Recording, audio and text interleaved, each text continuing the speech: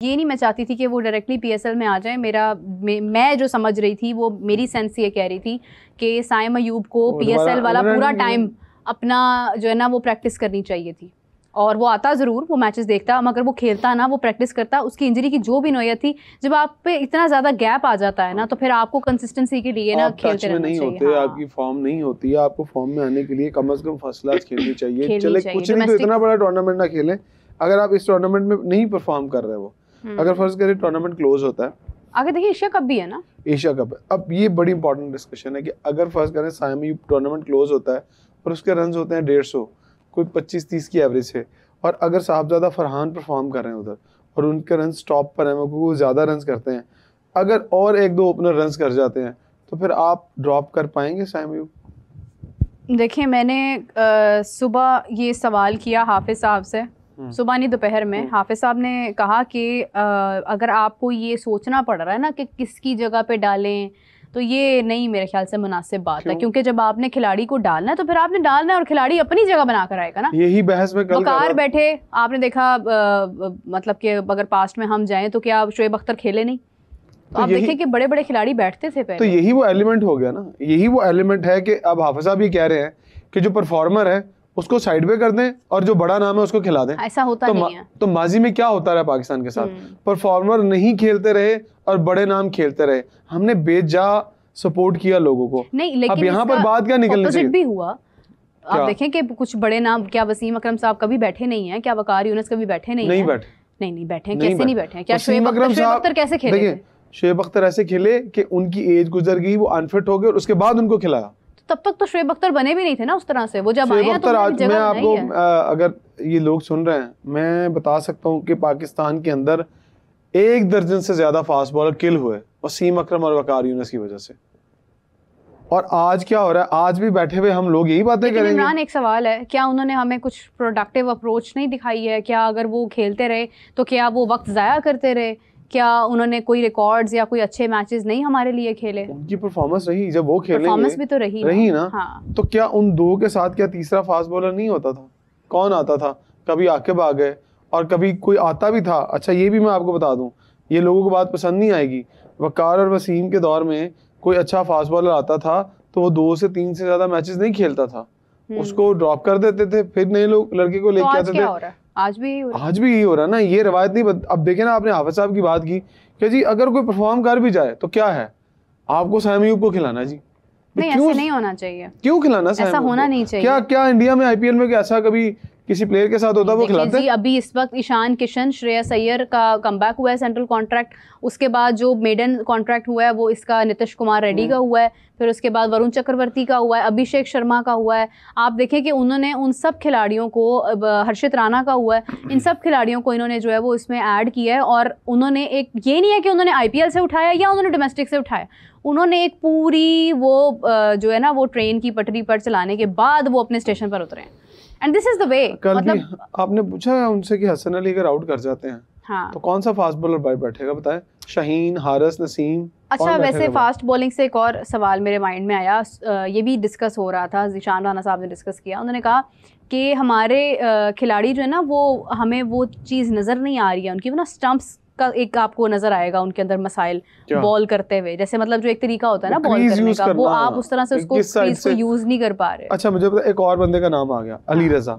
अली रजा की बात करें, अली रजा और आकिब दोनों में ये चीज हम मिस कर रहे हैं। अच्छा, ये अली रजा और आकिब ये भी परफॉर्म कर रहे हैं ना, आकिब सॉरी, वो भी परफॉर्म कर रहे हैं ना। अब बताएं, हाफिज साहब होते तो मैं भी उनसे ये सवाल करता कि हाफिज साहब अब मुझे बताएं कि क्या नसीम को और हारिस को और शाहीन को क्या आप इनको ड्रॉप नहीं करेंगे अगर वो यंगस्टर परफॉर्म कर रहे हैं? देखें, हाफिज साहब का यही जवाब होता कि इनको ड्रॉप, ये सिलेक्शन कमेटी का सोचने का काम है कि वो नहीं, बताएं, सिलेक्शन कमेटी को छोड़ दें, बताएं कि अब हम तज्जिया करने बैठे हैं ना, हाँ, हमने ओपिनियन देना है, हाँ, तो हमें भाड़ में जाए सिलेक्शन कमेटी। ओपिनियन तो यही है, सिलेक्शन कमेटी ने तो कभी कोई अच्छे फैसले किए आज तक?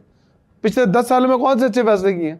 10 साल में, पिछले 10 सालों में सिलेक्शन कमेटी के अच्छे फैसले क्या हुए हैं? अगर पाकिस्तान को सुने जो हम जीते हैं ना, हम अपने टैलेंट के सर पर जीते हैं। आपके पास ऑब्वियस चॉइस थी ना, मुझे बताएं जो चैंपियंस ट्रॉफी की टीम थी, वो चैंपियंस ट्रॉफी की टीम में से कौन सा ड्रॉप होता था?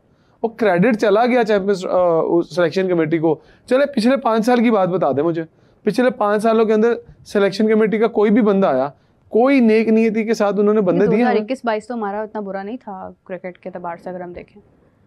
फिर मैं वही बात करूंगा कि आपके पास एक ऑब्वियस टैलेंट था, आपने अच्छा चले 22 की बात कर रही है ना, 22 में 23 में कोई ऐसे लड़के दिए जो आज तक कंटिन्यू कर रहे हैं? इमरान, मेरा इसके ऊपर कंसर्न ये है कि हमने आज तक, हमारा प्रॉब्लम ये रहा है कि हमने रिप्लेसमेंट तैयार नहीं की है, और रिप्लेसमेंट आपको नेचुरल टैलेंट के थ्रू नहीं मिलती है। एक मिनट, आपका सवाल और जवाब इकट्ठे आ गए। हाँ, आपने कहा कि हमारी 22 में तो बड़ी अच्छी परफॉर्मेंस थी, हाँ। 21 में अच्छी परफॉर्मेंस थी, 20 में अच्छी परफॉर्मेंस थी, आप जीते? क्या फ्यूचर प्लान क्या था आपके पास? तो नहीं जीते हैं। नहीं था ना, बैकअप प्लान नहीं बनाया। मैं एग्जैक्टली जो पॉइंट एक्चुअली हाईलाइट करना चाह रही हूँ, आप देखें कि नसीम शाह इंजर्ड हुआ 2023 के वर्ल्ड कप में, नहीं था हमारे पास उसकी जगह पर उस तरह का प्लेयर हमने तैयार नहीं किया हुआ था। हमारे पास शाहीन इंजर्ड हुआ, शाहीन की तरह का प्लेयर हमारे पास नहीं था।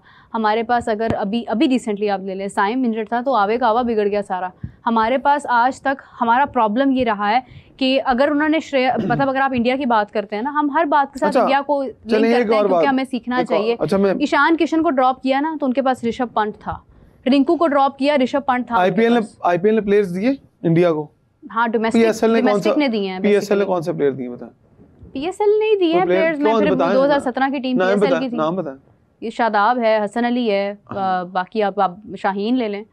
ये पीएसएल की प्रोडक्ट्स हैं। पीएसएल में तो खेले ही है ना। ये ही एक लोगों को समझ नहीं आ रही बात, ये पीएसएल की प्रोडक्ट्स नहीं है, ये अंडर 16, अंडर 17 और 19 की प्रोडक्ट्स हैं। ये वहां से ही निकाले थे हीरे आपने। तो पीएसएल में ना भाई कहीं ना कहीं तो खिलाना ना आपने। चले पीएसएल ना होती था, फर्स्ट क्लास में खिलाते, इनको ग्रूम करना था ना। तो फर्स्ट क्लास से क्या इनको ये शोहरत मिलती जो पीएसएल में मिली थी? लेकिन ये परफॉर्म करके टॉप करके पाकिस्तान पीएसएल ने तो हमें लास्ट ईयर ख्वाजा नाफे भी दिया था, हमने यूटिलाइज नहीं किया। आप एक ही प्रोडक्ट है पीएसएल की, एक शख्स में बताने लगा और उसका नाम है हारिस राव, जो रियल प्रोडक्ट है लाहौर कलंदर की। लाहौर कलंदर से ही वो आए और वो खेल गए। अगर ये कहे लाहौर कलंदर कि उन्होंने फखर को लेके आए, अगर वो शाहीन को लेकर आए, किसी दिन मेरे सामने आतिफ राना साहब आ जाएंगे तो मैं उन्हें बता दूंगा कि सर बताएं ना, आप फखर की बात करते हैं, फखर तो नेवी से खेली सारी क्रिकेट। पीएसएल ने तो उनको भी तैयार करके दिए हैं, बैरूने मुल्क क्रिकेटर्स भी तैयार करके दिए हैं। कौन से बैरूने मुल्क क्रिकेटर? क्या बात कर रहे हैं मेरे आपको जरा स्टैट्स खोलिए। आप जब बैठेंगे ना कुछ और लोगों के साथ, हाफिज साहब के साथ बैठ जाइए, उन्हें बताइए बंदे के नाम कि कितने प्लेयर दिए हैं पीएसएल ने पाकिस्तान को। और हाफिज साहब अगर सुन रहे होंगे ये प्रोग्राम तो वो अगले प्रोग्राम में बात कर लेंगे। मसरूफ होते हैं, वो इतना टाइम नहीं उनके पास कि वो दिन में प्रोग्राम पहले खुद करें, बाद में जब हम बैठेंगे तो हम उनसे पूछेंगे, मैं पूछूंगा आप सब बताइए कितने प्लेयर पीएसएल ने दिए आपको? सवाल एक प्लेयर के सारे प्लेयर पाकिस्तान क्रिकेट के सिस्टम से आए हैं। जूनियर तो फिर सिस्टम को कमजोर क्यों कहा जा रहा है? सिस्टम को कमजोर इसलिए कहा जा रहा है कि ये चॉइस पिक एंड चूज के तौर पर आते हैं लड़के। उसके बाद क्यों नहीं आए? क्या शाहीन एक ही निकलना था? उसके बाद प्लेयर नहीं आने थे? इमरान पीएसएल, अच्छा बाबर आजम क्या पीएसएल की प्रोडक्ट है? नहीं। कहाँ की है? अंडर 19 और अंडर 15 16 की है। साउथ शकील एक प्रोसेस से है। लेकिन देखिए इमरान, मैं अगेन ये बात करूंगी कि आप पीएसएल एक एंटरटेनमेंट है। पीएसएल को हमने पीएसएल आपको पॉलिश करती है, हाईलाइट करती है, नुमाया करती है, लेकिन हमारा बेस तो हमारी बेस तो हमारी डोमेस्टिक ही है।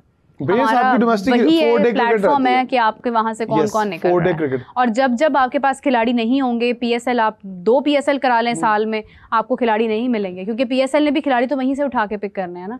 तो अगर वो जगह आपकी खाली है, वहाँ पे अगर आपके पास टैलेंट नहीं है, आपने ग्रूम नहीं किया लोगों को, आपने वक्त नहीं दिया, आपने जाकर अंडर 13, अंडर 15, अंडर 16, ये अंडर 19 के आपने मैचेस नहीं देखे, आपने उसमें से लड़के नहीं निकाले, फर्स्ट क्लास में आपने नहीं गौर किया, तो फिर मेरे ख्याल से पीएसएल भी कुछ नहीं कर सकता। पीएसएल इसलिए कुछ नहीं कर सकता कि पीएसएल के पास कोई विजन नहीं है। वो उनको अपने लाले पड़े होते हैं। क्या विजन है पीएसएल के पास बताएं?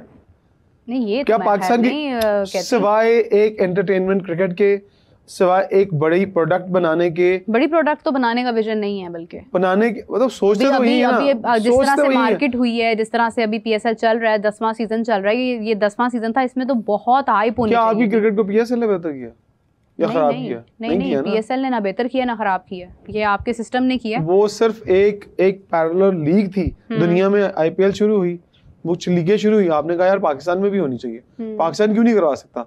पाकिस्तान ने ये लीग शुरू कर दी। लेकिन प्रोडक्टिव जो प्लेयर हैं वो कहाँ से आते हैं? वो आपके डोमेस्टिक सीजन से आते हैं। अच्छा इंडिया की मिसाल आप देती हैं, इंडिया ये लोगों को बात हजम नहीं होती ना।